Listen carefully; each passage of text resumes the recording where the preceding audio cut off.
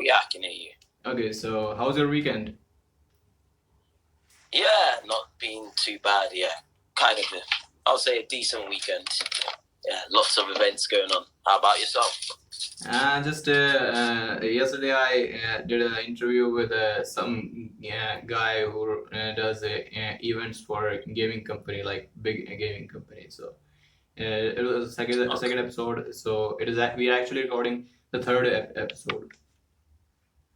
Oh, nice. So you're a busy man. Not really busy, but gotta do what we gotta do. Yeah. So shall we begin the interview?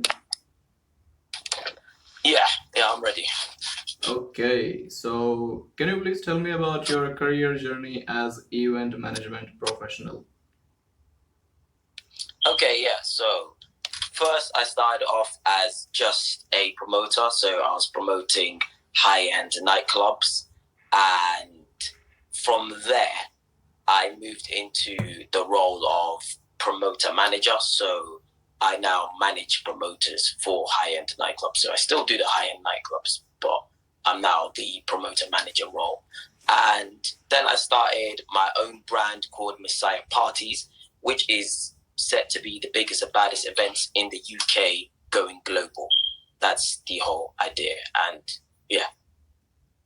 So, what's your, how many years of experience you gathered throughout your journey?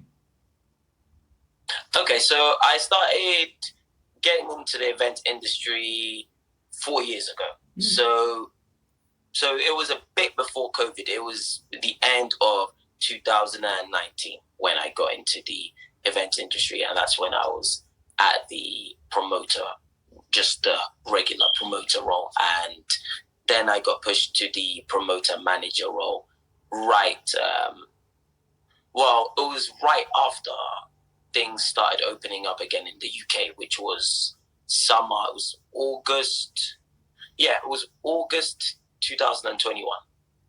Okay, so basically you are 4 years of experience, and so it's really nice to know because last two people were way too experienced. Like the last one I did had 10 years of experience, and before him there was this lady who had 20 years of experience, and I was like, damn, you guys are big shot. So let's. Yeah, I've still got a way to go when it comes to that. Okay, so let's get to the second question. What are some of the most important lessons? Oh, fuck. So, what are some of the most significant events you have planned, and what made them successful? Okay, I would say we just had an influencer event. So we had an event for influencers. It was like a limousine. The limousine takes us from one area in central London, drives around the influencers and reality TV stars, and then takes them to a high-end nightclub. So it was really successful because obviously a lot of people in the UK do follow some of these influencers, or they watch reality TV as well. So it was pretty great, like in terms of marketing as well, to bring them through the doors of the venue. And then we had a red carpet as well for when they entered the venue. And yeah, then we had we set like a floor for where we interviewed them after, and people in the club could see like the cameras flashing, and it was pretty much looked like a red carpet event type. Damn. I always thought about I would be invited somewhere or do such events. Like it was like everybody's dream, and you're kind of living in that dream. So how was your experience like handling and doing all those things at once? Like how do you feel? Well, personally, I did feel like it was in the beginning. I did have that thing in mind, like, okay, how's it gonna go? Is it gonna go well? That's like, I'd say, a very natural thing that you feel, especially when you've got a big event, because you always want to make sure that it goes well. So I had that thing beforehand. I hope everyone's gonna be punctual and on time, because that's a very, very big thing, especially when you're doing a limousine where when the event starts at like in a limousine, you want to, because I'm going to be using, of course, the content of them in the influencers and the reality TV stars in the limousine to market our brand Messiah parties. So initially you are having to text to see where everyone is, just make sure that everyone is 100% punctual so that the limousine doesn't have people missing, and you could showcase everyone on display before we get to the venue. Okay, so and what was the biggest event that had the highest budget that you were involved in? I would say the one that I did personally by myself is this last one. Well, in terms of, I've done a lot of other events, but in terms of the biggest one I've had, it would be the one with the influencers. And what was the budget of handling the logistics and marketing? What was the budget kind of look like? I'm going to tell you to give me a specific numbers. I'm just asking you like rough estimate. Rough estimate, definitely over £1,000. It was, yeah.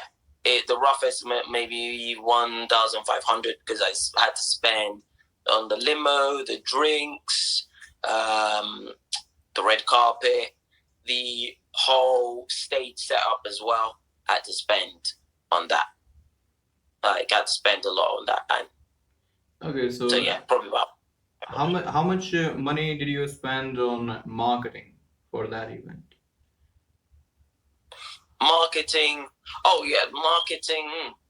I didn't spend too much on market. Probably like £300 because, yeah, it's like.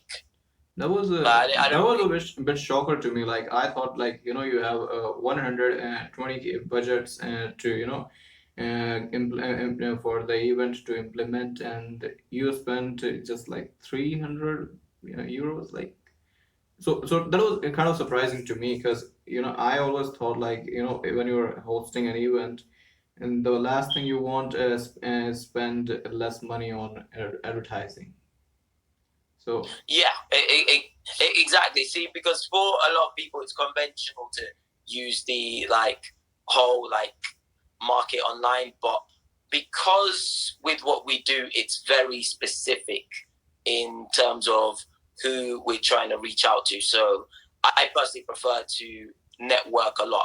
I'm very big networker. So when I go to a lot of networking events, and typically how I get the people, the biggest spenders are typically guys who go to these sort of high-end events. So I meet guys who go to these sort of events. I network with them because as a promoter, my promoters have their guests, I have my guests, and typically the guests in high-end nightclubs, it's like women who meet a certain criteria of attractiveness, and guys going to these high-end venues, they want to spend a lot of money on tables because they know that there's going to be these types of girls there. So the vetting process is a little bit different.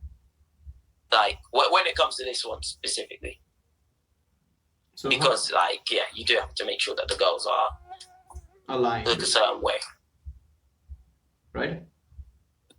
Yeah, you have to make sure that the girls look a certain way when it comes to these events, because what we found is the guys spend more money on tables when they think the girls in the venue are up to a certain standard. Like that's just how it tends to go. Whereas if it's just anyone coming through the door, then we've had guys who just walk out of the club. Like they won't spend anything because they go, yeah, that's pretty much the industry.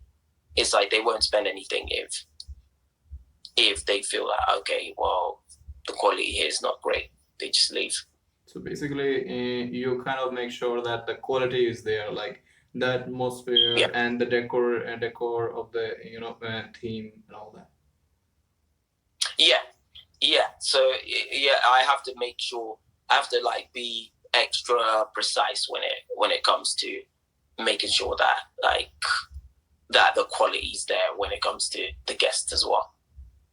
Okay, fair enough. Okay, so what are some of the biggest challenges you have faced, and how have you overcome them? I'll say the biggest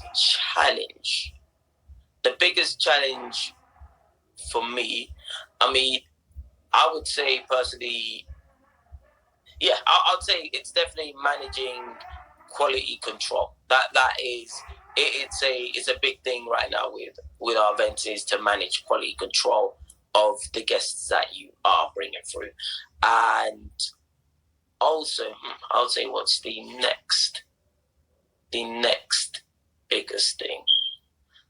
Yeah, I would say definitely quality control, because if you bring guests to the club don't like, then it could really mess up your entire night, because they could just refuse entry to a lot of the guests. So I'd say, yeah, you definitely have to make sure that everyone's dressed the part as well. That's a big thing, is making sure everyone's dressed the part. No one's coming in trainers or a tracksuit or anything like that. Just make sure everyone's sharp and present. And typically, another very big thing is, I'd say, because when the guests are in the venue, you obviously want them to spend money. If you bring them and they book a table and they don't spend on anything, then you're not going to make any money. So you want to, yeah, you want to make sure that they are spending. So I'd say how I usually get them to spend is I introduce them, the guys who spend on tables, to some of the girls who will be guests. Like, I introduce the two, like, get them talking, and once these guys are start having an interaction, you introduce them to the idea of maybe they can play like a drinking game. And this drinking game, typically the guys will tend to spend on a bottle, because if you suggest that, oh, you guys like play a drinking game, the guys don't want to look as if they're poor. Sorry? Guys don't want to embarrass themselves in front of women, by asking them to pay for the entire drink.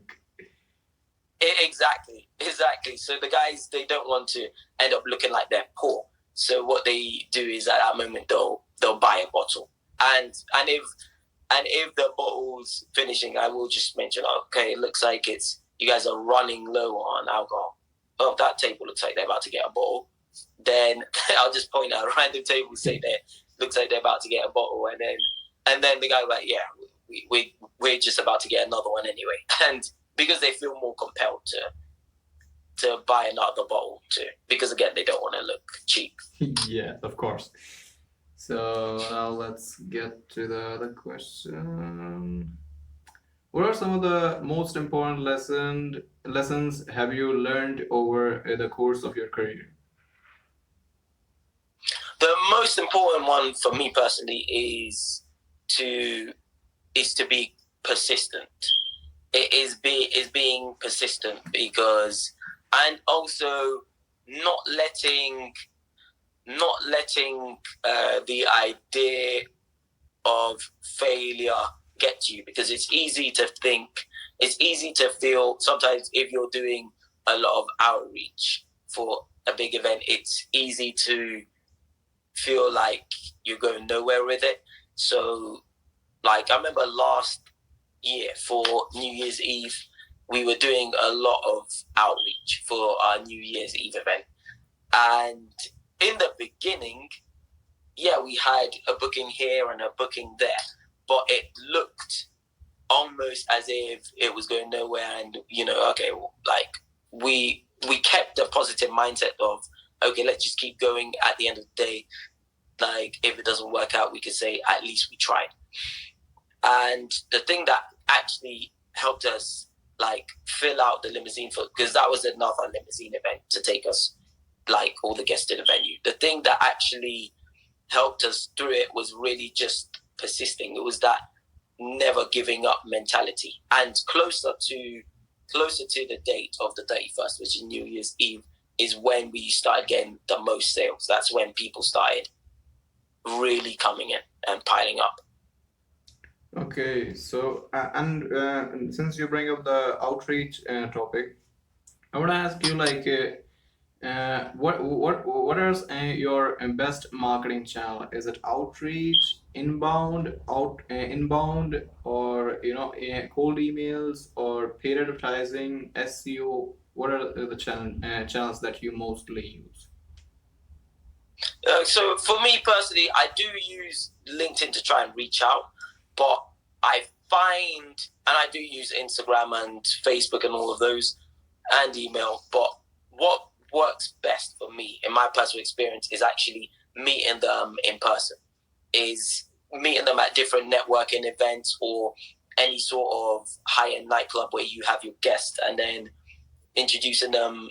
Well, they see you with a bunch of some of the guests on the table, which will typically be girls, and they typically they're there because they already spent. So when I'm in that venue, I already know that okay, these guys spend on bottles. They are big spenders because they're sitting there. They've got a bottle of Dom Perignon. They're spending like maybe £3,000, £4,000, £5,000 on a night.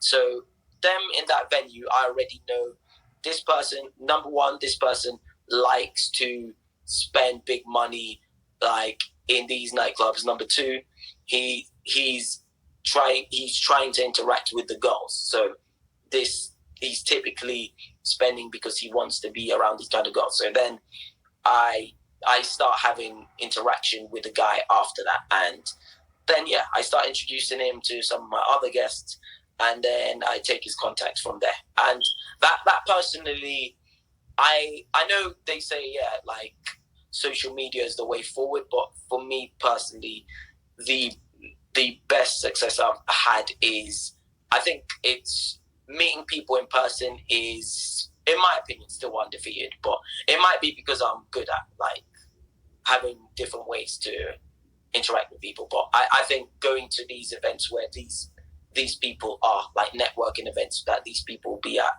and interacting with them, I think nothing beats personal interactions. Yeah, I get it, but like the question, I'm gonna make it more clear. So, what I was asking, like and I get it, like a personal interaction would always be defeat the any type of advertising that you would do. But the thing is, I was asking like, how do you bring new people to your event management business? Oh yeah, that's what I'm saying. It's pretty much that these people who go to events are people that I've never met. So networking events is where I'm doing it. I do outreach to still meet these people as well online, but it doesn't translate the same as going to like a completely new event where you bring your guests there. Because if you bring your guests to these events and you meet these people at these events, by the way, to make it clear, the events that I'm talking about are not my own events. They're just other networking events where people go to and they like to chill and they like to have fun. So I go to these events that are not my own events, and that's pretty much my outreach. I go to these events, I bring my guests to these events, and then I introduce them to the girls on my table, and then I tell them about my events. Okay, so you're saying you haven't really done any sort of marketing. So my next question would be, how much you spend on an average on these events to meet in person these people? Like how much money do you spend on monthly? So I'll say most of these events I usually get into for free because I've made a lot of connections with I've made a lot of connections with these promoters. So what I do is this is where I actually have used a lot of, like, on Instagram, I'm connected with a lot of promoters. On LinkedIn, I've got about 17,000 people I'm connected with. So typically I'm always very good friends with the manager of the venue, and usually they'll invite me down because they know that I'll bring, like if you bring attractive girls to the venue, they will be happy to let you in for free. So typically they just let me into these venues for free. Yeah. But at some point, I think you do have to, start venturing into, paid advertising and, online marketing. That's what I say. Oh, 100%. Because I really believe in your ability to get your keep getting new clients through this in-person events. But the problem is you cannot control the flow. How many locations can you be present at one time? So that's just what I would say. No, I definitely agree that at some point we're gonna do more outreach in terms of I have a team who does it as well. So some of the people, like we have a team of promoters who are doing outreach. They're using, but the thing is, it's not. I mean, for now, it hasn't been as effective. Have I got people online? 100%. I've got people online through paid advertising, but I would say definitely it will be the way forward. But I think if I'm going to do like paid advertising, it would have to be like a really, really big budget. How much? I would say. Okay, so let me make you things more easier for you, because I'm exactly in this space, because I have marketing skills, but I'm mainly focusing on event management. So how much money do you think you're going to be spending? When I'm really spending, I'm looking at like 1,000. 1,000 on ad spend or on total? I think on ad spend, I think about 1,000, because I'd want to really, really put in a lot of money if I'm going to really take it to the next level. So my plan is and I say it'll be like I want to do a month where I did just put down 1,000 in 1 month and see what happens, and maybe over the course of 3 months, that's something I like to do. Okay, and so I asked this question because here's the thing. I have two businesses. One is a marketing agency for event management, and second one is an email marketing software. So an email marketing software is something you would use to nurture leads. So let me give you an example. Let's just say you are running an ad for your event, that you're hosting for your pub, and you have a specific event going on for a specific theme and for specific audience, like boys who are are young adults, or boys who are in their mid-20s or mid-30s. You're going to target those people, and Facebook or any advert network would give you those people on your website. But there would be a few people who would visit your website, a few people who would see your ad, and few people would submit their information to get on your pub. Here's the tricky part. You most of these people won't be coming to your event if you don't send them a sequence of emails, right? Because if they don't know about you after they submitted the information, they won't remember about your ad or event. So you have to nurture them. So this is something that I offer with my software, and it has a plan of you can use this software for just $25, and we also have a 30-day free trial that you don't even have to spend money on. Second of all, but let's just move back to the interview. I'm not trying to pitch you anything. I just thought you might. I just give you some feedback on what you should be doing. But let's get back to the interview. So, what advice would you give to someone who is new to event management? I would say, well, me personally, I would say number one, be more social, because So, I mean, of course, if you're going to do online, you might not need to be as social. But my personal experience, social, like having that personal interaction beats absolutely anything that's out there. Second thing I'd say is you need to set realistic goals as well. Because if you just go into this field setting something that you've never done before, or setting a goal that you've not even come close to hitting, then you're going to be really disappointed when you don't even hit a quarter of the goal that you've set. So I'd say set specific goals, make sure that they're measurable as well.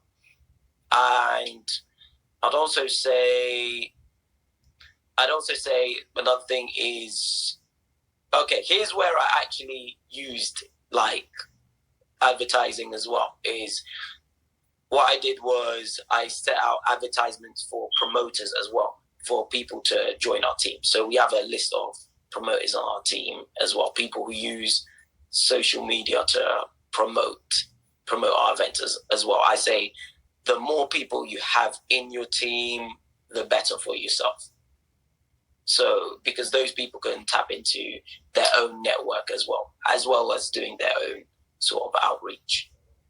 And the key thing I stress on is having that mentality to never give up when things get tough, because in events management, things will get tough, things will happen. You're competing with other people who have their own events going on as well, other people whose events are more known than your own, which is again why you have to spend on advertisement, is to kind of get your events out there. I would say next thing I would also say is get a good camera. That's what I would say, because I see some people advertise their events in 480p. It doesn't look professional. I'd say your events 100% should, the camera that you're using should look professional, because at the end of the day, people are very visual. And if you're going to advertise something and it's going to look cut up and broke, then people don't really want to go to it. So it, like, everything should look professional to a standard. Okay, now let's go into this next question. What are some of the most essential skills and qualities for event planner to possess? I would say the most essential skills is, well, I'd say it's just like having good leadership skills. That's the one thing, because you can't really do the event all by yourself. You have to have that team there with you. So I'll say for me personally, having a good team is what helps our events flow. And also being very open-minded, taking feedback from other people. So like when I'm doing these events, I always take feedback from any of my clients. Like anything that they mention that maybe they see another event has, I'm going to bear that in mind. I'm going to look into the market. So that's another thing. You have to look at what your competition is doing. Even I'd say going to your competition's events. Going to your competition's events is like the best events in your city is very, very key. If you are not going to the best events in your city, then you don't really have an idea what they're doing. So you want to know exactly what they're doing. So that's what I'll do is, and as I mentioned, I'll get into those events for free, because I bring my guests and they allow me to go for free, and I'll see exactly what they're doing. So some of them, they'll have dancers in the venue, and they might have their short girls who are giving the shots who might be flirting with some of the customers, and that helps the customers spend more. So I would be like going to these events and seeing all of those things happening, and I'll be taking notes of everything that I'm seeing. I'll even take notes of the different seating plans, and also another thing is the people are paying for status. Why anyone is spending money at your event is because they're paying for status. So what I would notice is the more in these other places, what we adopted is the more people spend on bottles, the more we upgrade their status in the venue. So we'll bring like all the girls who are the dancers, and they'll be serenading these guys with the sparklers, which brings attention to their table amongst everyone else. And it showcases that, hey, these guys have the most status in this venue. And that means a lot to these guys as well, especially when some of the girls in the venue are like models and everything. It amplifies their status. So I'd say, like, as an event planner, you definitely want to be seeing exactly what your competition is doing, replicating what the best events in your city, what they're doing, and seeing if you can make your own adjustments as well. And also measuring your results accordingly. Okay, so what you said is look at your competitors and then try to replicate what works. Then look at what are the things that they are doing wrong, and don't do those things as same as them, right? Yes. Yeah. Okay. How can a new event planner network and build a relationship with other professionals in the industry? So I always see things as a value exchange. So to really network with these people, they're always in the mindset of what are they getting out of it. So they're always thinking, what are they getting out of it to network with you? Now, for me personally, when I'm going to, the reason why I get into these events for free is only because I bring the nice guests, and me bringing the nice guests actually helps them make money as well. Because they're like, okay, if Abraham's going to bring his guests all his guests look great. So these guys who are coming to our club, not only are they going to stay in the club, but they're going to spend a lot of money. So because I'm bringing that sort of value, they let me in their venue for free. So it's always looking at what value you could bring to each person, because remembering that each person in front of you has some value that they can take from you. It's always thinking, what value could I give that person? And that's the main reason why anyone will network with you, is because you have some value to give to them. Okay, so with your industry particularly, you said that you bring a few new guests to their venue.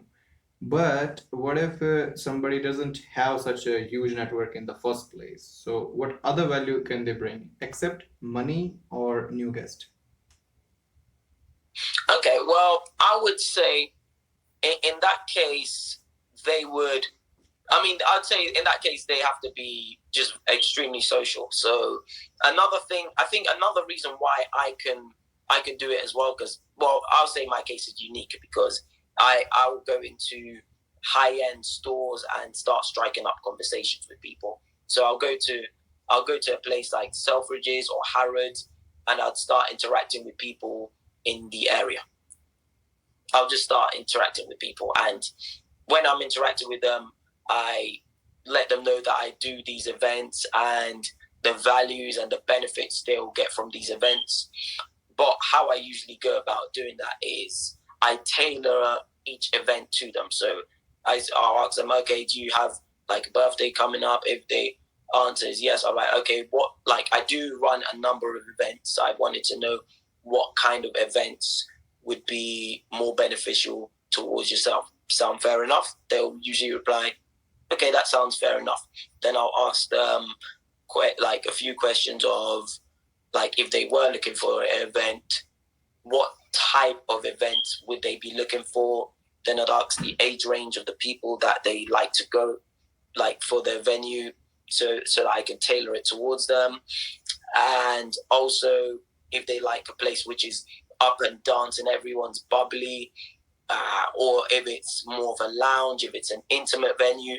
So basically what I do is I tailor each event to each individual, so that like during that conversation, and then once they can see that these events that I'm doing is beneficial for them, and I took pride in listening to them, because most of the time when the only reason why a lot of people struggle with communicating is because they don't really take time to listen to what the other person wants. And what I do is I tailor every event to each individual, and then I collect. In a day, I'll walk away with 30 new contacts. Fair enough. So this is exactly what I was talking about. If you are creating an event for birthday party people, or some few people, those who are either engaged or single or are married, you can target them specifically with your targeting with the paid ads. But that's a question for another day. But as you said, that you have to be personalized with the people. You have to listen to them. But I'm kind of like I can say from my perspective, like, to me, I cannot just bump go talk to random strangers, because it kind of scares the hell out of me. So okay, you know what I used to. A lot of people see the way I do it now, and I tell them that it used to scare me in the beginning as well. No one believes me, but this is because what they've just seen is years of experience of doing this. So with me, I'm the kind of person where I will take risks. So when I first started, now I'm very confident doing it, but when I first started doing it, I was a lot more shy. I was a bit like, hey, do you like to party? And I'd come across weird and awkward because it was like a stranger I was talking to. But after a while, I started developing those communication skills. Like, I guess if someone isn't good, but me personally, I believe absolutely anyone could become good at this, because it's something I've trained people. I've trained a few promoters. A lot of promoters, there are some promoters who purely do it from online. And if someone flat out will not go and socialize, then I guess the only other way would be to use online marketing, which is getting a lot more popular these days. Okay, so now let me ask you this. What resources and tools would you recommend to new event and management professionals? So resources and tools. I guess when you say resources and tools, you're talking about your sort of outreach, I'm guessing.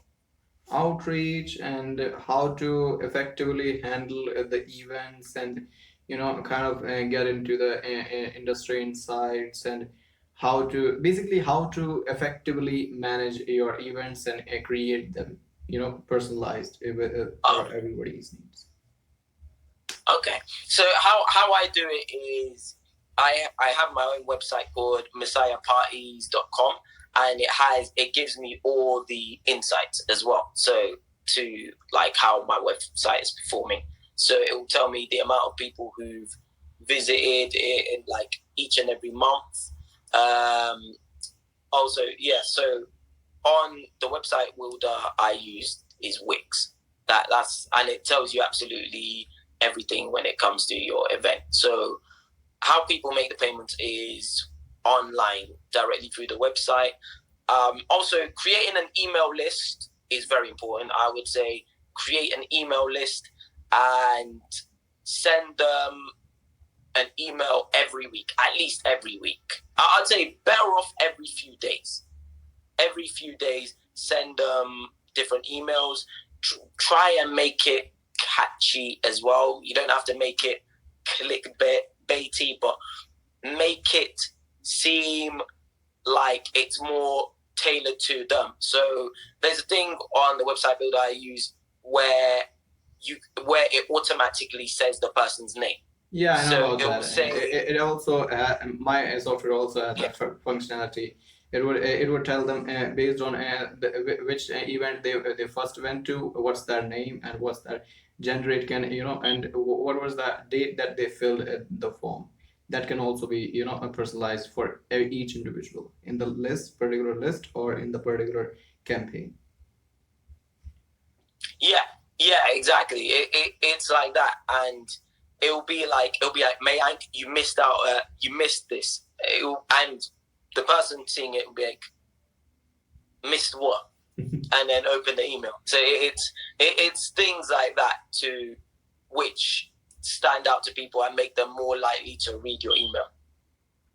Okay, so you actually didn't had too much to begin, if I'm being honest, because when I talk to other people, but at the same time they're more experienced, so you have a long journey to go. So I cannot really blame you for that. Yeah, I mean, yeah.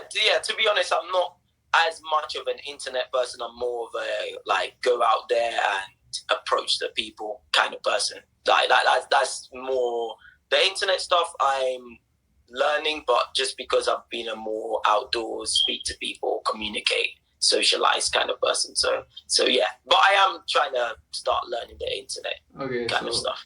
Okay, so this advice comes from a marketing guy.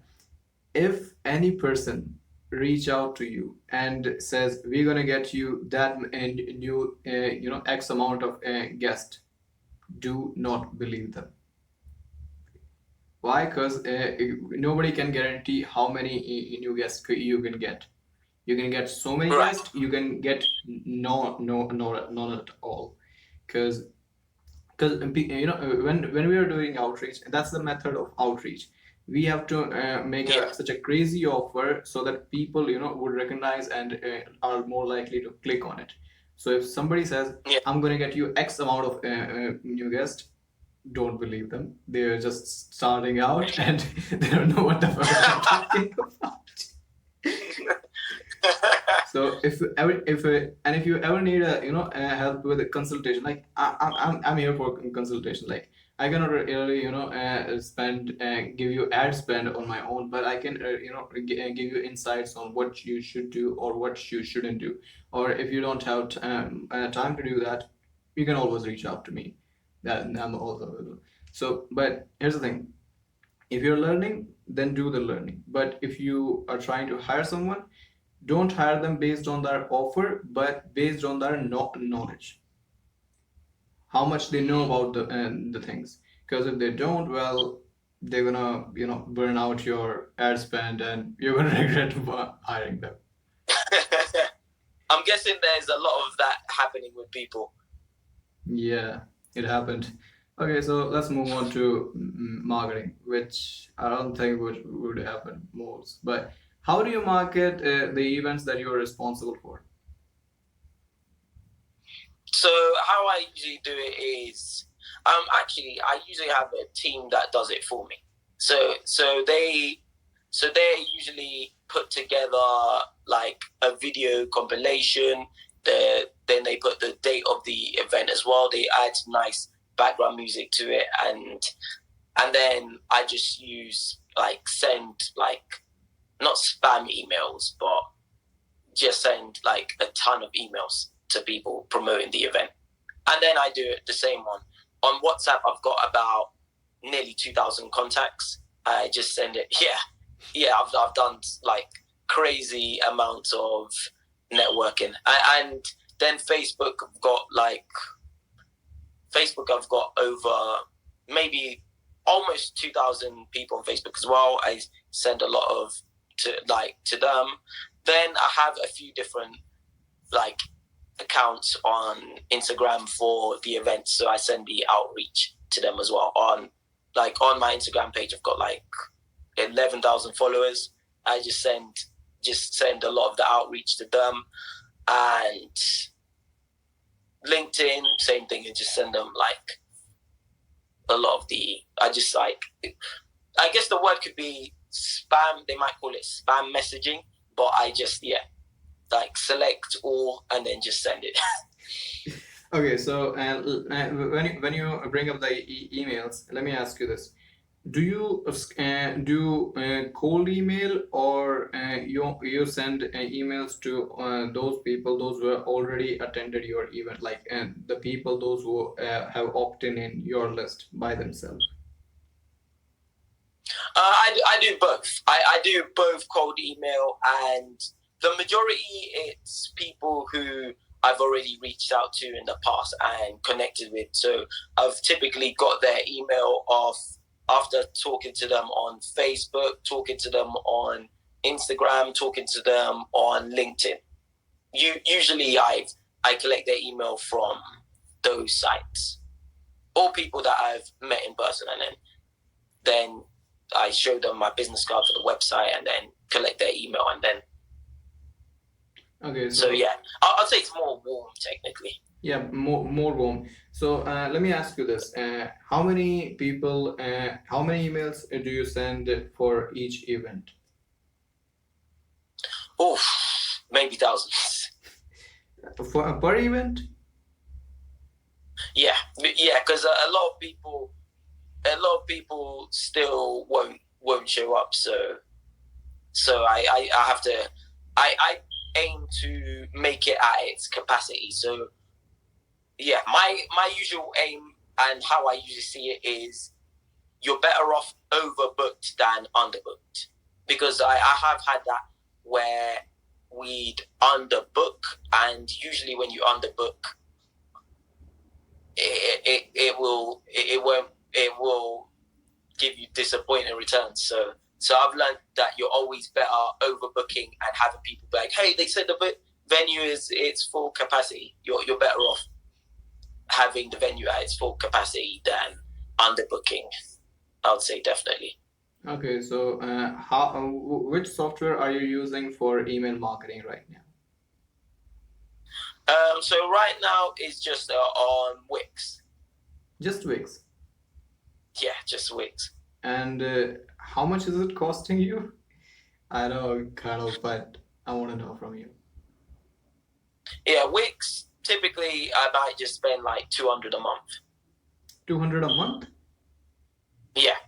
Okay. Not every month, but if I'm gonna have an event, if I'm gonna have so for example, the New Year's Eve, I'm probably gonna spend at least £300. Okay, so here's the deal for you. I have a tool, email marketing tool, that you can use. To use it, you only need one thing: a website with a domain. Okay. And you can use that tool for $25 per month, or you can opt for yearly plan, which will only cost you $250, around $250. So with that, you will be able to store up to 70,000 of subscribers or contacts or whatever you want to call, and you will be able to send around 100K emails per year. Okay.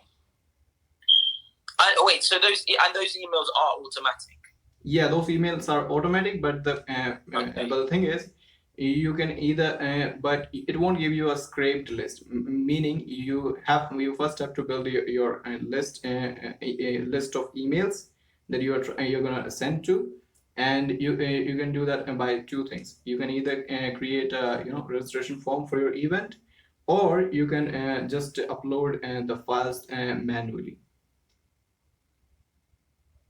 Okay, that sounds good. Yeah, I would definitely. Are you going to send me like a a link on LinkedIn?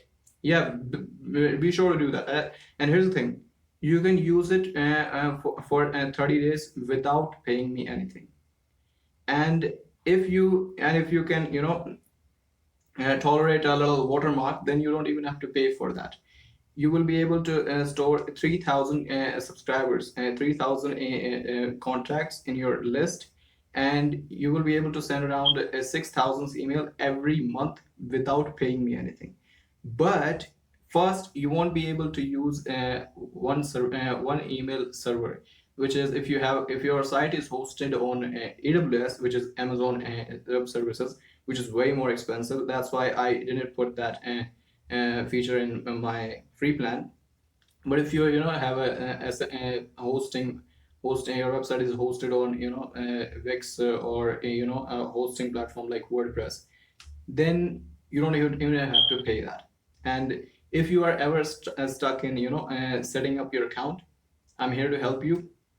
So yeah, like yeah, but and the only catch you will get with this free plan is that whenever you send a HTML email, which will track all the performance of your email, like how many people opened it, how many people replied to it, and what basically tracking metrics.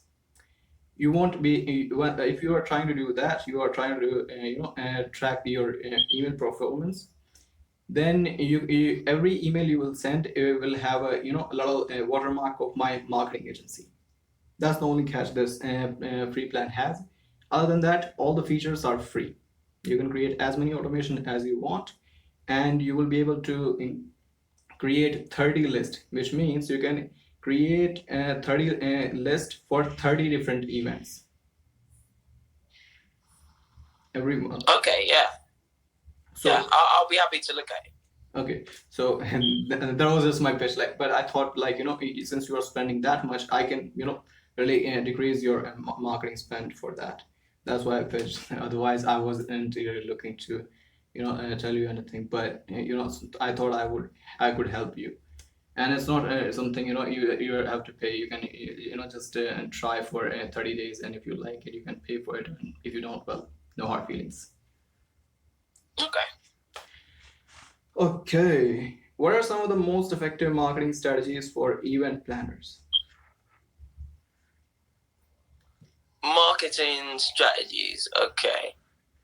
Well, for me, it's typically meeting them in person, and it's typically how I do it is meeting them in person, and also just sending outreach and using a quality camera to market the event.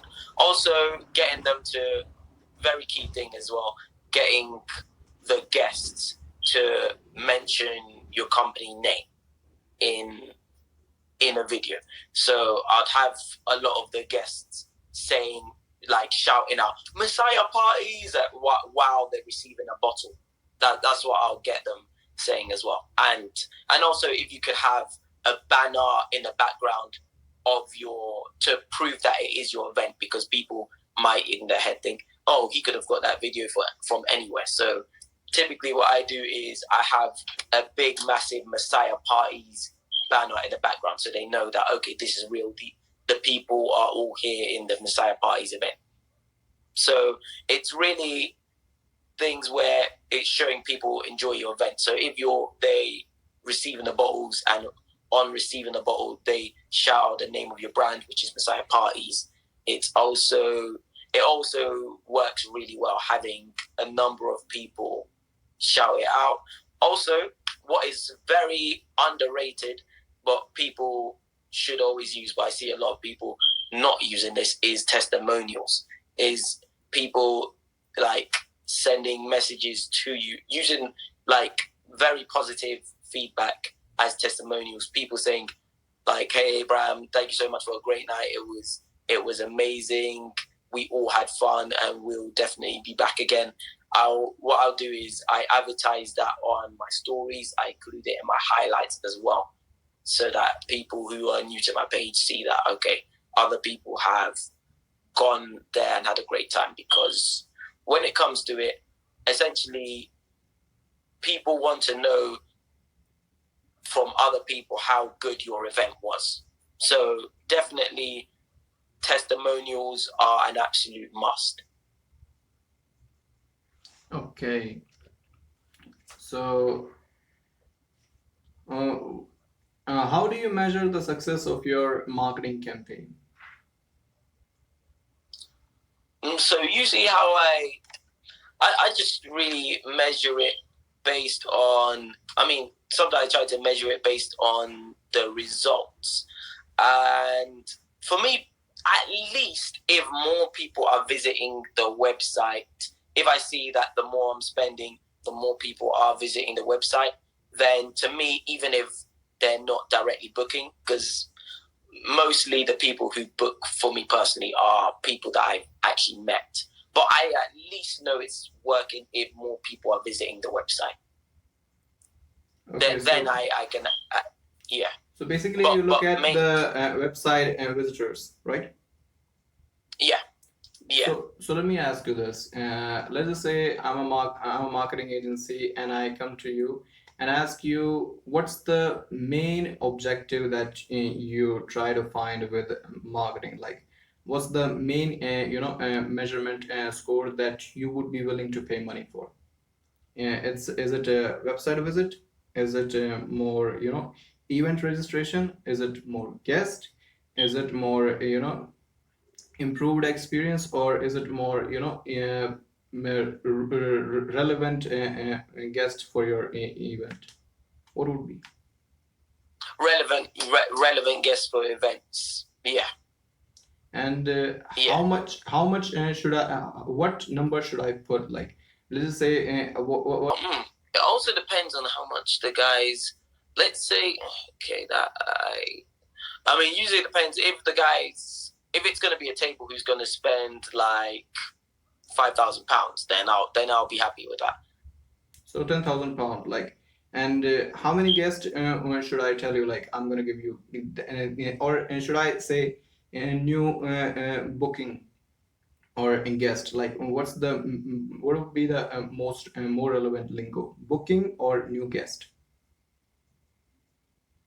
So I'd say more bookings. If I'm putting that much money down, I'll be thinking more bookings. So it'll be if I'm seeing more people who are willing to spend bigger on tables,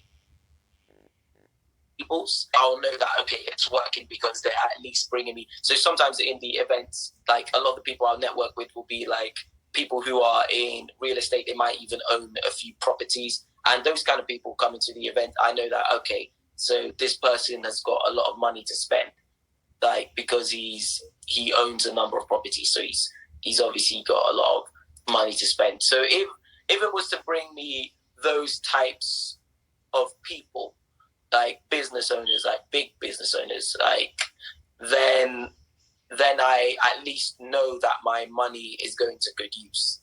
Okay. And then I'm more. My next question is, what number would be better for you? Should I tell you I'm gonna get you 2 new booking this month, or you don't have to pay me, or I'm gonna get you 5 bookings this month? Like, what would be the realistic number and unrealistic number? I mean, I'd say if it was like 5 new bookings, five new bookings, that makes me, I can at least see that it's working. Like for me personally, I just want to see that something actually works before I go full head on this. Just, okay, so if I see, yeah. So here's the thing. Even when I would be stop this trial offer, my I have a guarantee. I still have a guarantee. I really care about my client even when I'll be charging them.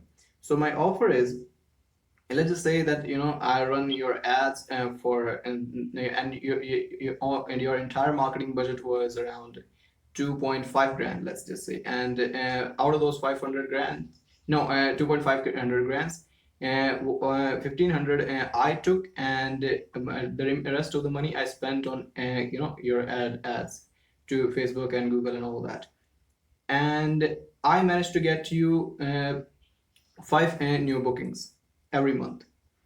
And if you don't get that, I'm going to refund you your entire service fees, like the money that my service can cost you.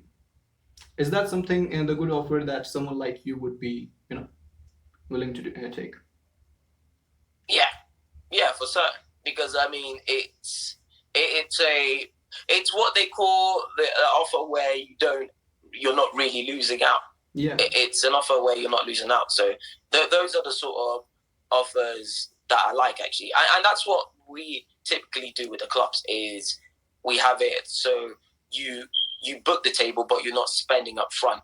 You come in the table. No, you come in the club. You see how the club looks. You have your table there, and if you decide to spend, it's up to you. It's how we have it, which is why it's the okay. Come down to the club, see the look of the club. If you like it, then book the table and secure the table, spend on bottles. But if not, they could always walk out that where they don't really lose. It's that's a sort of offer that works on me as well. Okay, so like I would be always happy to help and those event professionals, those who are small and want to grow their businesses and give me the feedbacks because that's all I'm about, And if I would say so myself, I could get you up to 10 new bookings every month because five new bookings I said because that number would look realistic to you, but I can get you 10 new bookings, and the reason for that, you haven't really spent that much money on paid ads, did you? Yeah. But I did, and I managed to get so much ROI for other businesses. And like I said, I just pivoted to event management, but I've been doing marketing for like 5 years. So my experience is still relevant to what I do today. So I can get you five new bookings every month, or you don't have to pay. We can discuss that on other call where I would look more into because it's a public event. I'm gonna add it in these parts that we are discussing, but we can schedule another call for the next next day or tomorrow, and we can discuss further about that if you would be interested in that. Because there's no upfront cost for you. You're only gonna cover for that spend. Okay. Yeah, sounds good. Okay, so now let's get back to our interview. What are some of the challenges of marketing events in the digital age? In the digital age, it would be outreach. It would also be um, also like people. A lot of people, if your brand is unknown, is a very big thing because people want to know who's actually been to your event. So that's why typically at these nightclubs we do artist nights as well. It's very good outreach for those nightclubs. So they'll try and bring these very big artists from America to come to these venues, and when they bring these big artists, typically that's when a club's going to make its most money. It's going to make its most money because there are people who actually spend £25,000 on a single night. Yeah, because maybe Drake or Trey Songz is in the venue, Rick Ross is there, so they can spend £25,000 to try and book like a front row table to try and like see if they can get close enough to interact with them. So typically is being an unknown brand, and that's why I actually started like networking with influencers, like a lot of influencers, and I actually managed to get into events where these influencers and reality TV stars were as well. So is trying to get your brand more known. If I say the more unheard of your brand is, the tougher it will be. For what? For a new person in the industry, I say you definitely have to have your brand. Your brand awareness is important. Okay. So now let's come to the challenges. What are some of the biggest challenges you face when planning an event? Um, biggest challenge is well, it's like I said before, it's really just like biggest challenge is making sure everyone is really just making sure that everyone is actually interested in your event. It's really getting the outreach out there. It's getting the outreach out there. That's the biggest challenge, because you're gonna have more no's than yes when it comes to events. It's just inevitable. You're gonna have the majority of people are gonna say no, not interested, or they're just gonna leave your message on scene. So the biggest challenge is just pushing past that. Okay. How do you handle unexpected problems or last minute changes? So usually I have a waiting list. I set a waiting list because I know that some people might cancel last minute. So I set like a waiting list so that, and I inform the person that, okay, this event is overbooked. However, you are very high up on the waiting list. So I'll like, the minute someone pulls out, then we'll fill your space. So having a waiting list is very key. Okay, so how do you maintain composure and organization under pressure? So how I do that is typically, I remember I always remind myself that, okay, well, this is not like, it's not the end of the world if the event doesn't go as well, because the reason why there is a lot of pressure typically is because within our mind we're thinking that, okay, like this client has a problem with something that's going on in the event. Typically we look at it as, okay, that's like, as people, we look at it as that's the end of the world. This event's going to be a complete disaster because of one person is complaining. So it's always grounding yourself and reminding yourself that it's not the end of the world. And then once you become calmer, you're more rational, and from that rational position you can speak to them, find out, okay, so what's this problem you're having. Then you hear them out and let them know that you are listening. So even repeating back what they've said will put them in a calmer state, because a lot of times a person might be getting more erratic because they think that the other person's not really listening to them, that they're saying they'll solve it, but they're just trying to get rid of them. So it's really putting them more into that calmer state, making them realize, okay, he is actually listening to them. And then you try to solve whatever issues that they were having after. And that person will always walk away a lot more happy. And they're the people who are more likely to write a positive review as well, because they think, okay, wow, he didn't just try to fix it and send me on my way. He actually really took time to hear out my problem, and I could tell that he was listening and empathizing with my problem.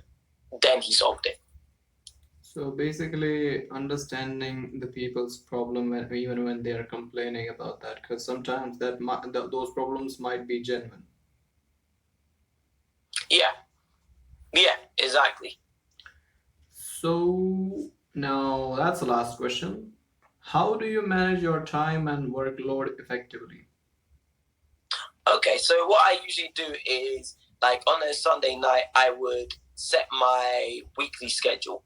I'll set out all the different things that I'm going to do. So whether it's editing a few videos or whether it's outreach, so I have different, like, I plan everything by my calendar. Like, and also I try to set maybe a few bits of empty space, and that empty space is there specifically for whether I want to move things up into that empty space and tackle those goals.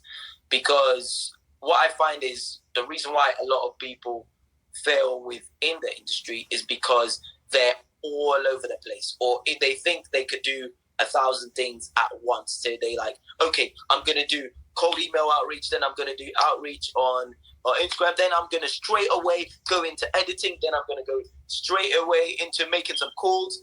And when they do that, sometimes what's happening in their mind is it's too messy. It's too much all at once. So your brain needs a time to reset. So I always have that empty space to see if, okay, is there anything I could do right now? Can I move one of these things right now? Can I send outreach right now? Or shall I, or maybe I have at, let's say, for example, it's 2 o'clock. I'm like, okay, 2 o'clock is the empty space. Now I'm currently at the empty space. I've already sent like my outreach for the day. Now my empty space is at 2 o'clock, which is now. I'll be like, okay, so the next task would be at 3 o'clock, which is editing. Okay, can I do editing now? Yes. If the answer is yes, then I'll move editing into that space, and then I'll take time to edit. So typically it's understanding that though we want to be machines, but when it comes to planning, you should typically try to block everything in like 3-hour kind of spaces. Like, so go hard for 3 hours, have a break. Go hard for another 3 hours, have a break. Because I find anything more than that is where you get all this mental clutter, and that's where the dreaded burnout comes. Like, typically comes for people. Okay, so on that note, I would ask you now, do you send messages and outreach, like cold outreach? And do you send a cold outreach during night? So typically I do it in the daytime. Like typically, the reason is because I have the image of, okay, when this person's gonna go on lunch, he's more likely to see the email or the message. So typically I do it in the morning, just so like a bit before their lunch, so that it'll be like on top. Okay, but let's just say that you have a time and you can do that. So would you consider doing it, or would you just he's not gonna even read the message or email, so why should I? I mean, I would be open to it if I saw a reason that would make me feel that, okay, he's more likely to see it. Then I'd always, if it was a thing of, okay, they're more likely to do it at nighttime because that's when they finish work and when they check their emails, then yeah, I'll do it. So usually I have different periods when I do send the email. So sometimes I'll do it like between 9 to 10. Sometimes I'll do it at between 6 to 7 because, again, someone's finished their work at 5 o'clock. So they might go home and read their emails. So those are typically the times I do it. Okay, so that was the interview. Let me see how. Damn, that is an hour and 60 seconds. So now, like, I'm gonna pause the interview for now, and with that, we are not recording.